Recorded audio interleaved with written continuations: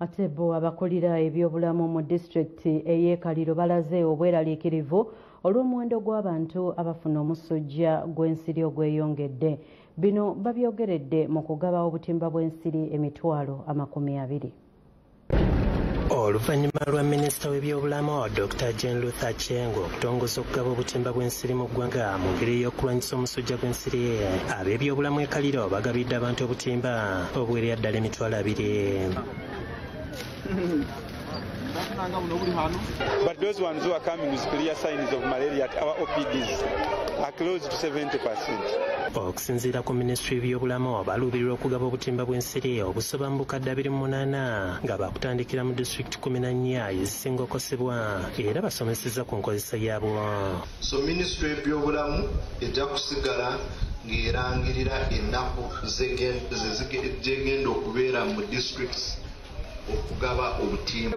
Akatimba kamo tuli bantu 6 ate namabunda abaana kamo tuli bantu 5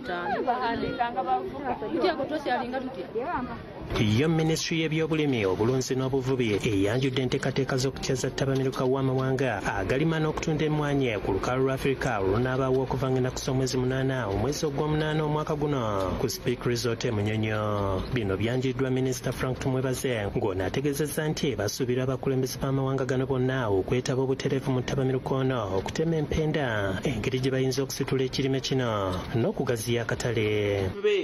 N'okuvumira okutunda empeke. Abakugu bababuulidde bw'otunda empeke n'oli atunze kasse the value added ofuna emirundi 10 times. Eyo ye campaign president waffe gy'aliko.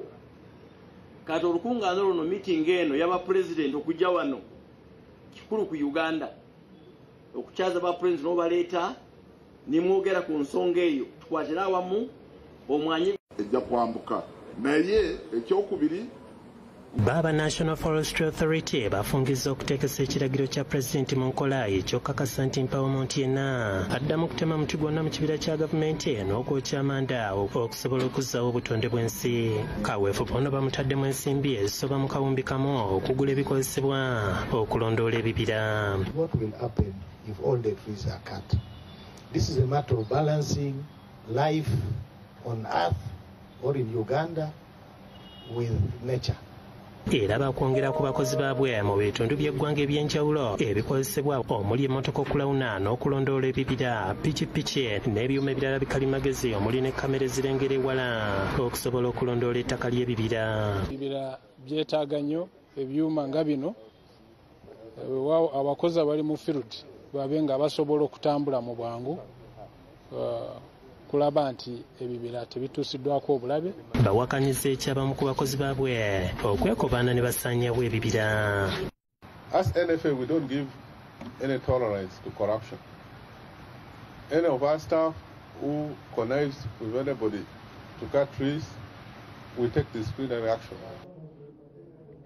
Negulira eryo tugenda kuwummulamu nate tukyayinayo akanyomero kaffe akakabugako tokasubwa.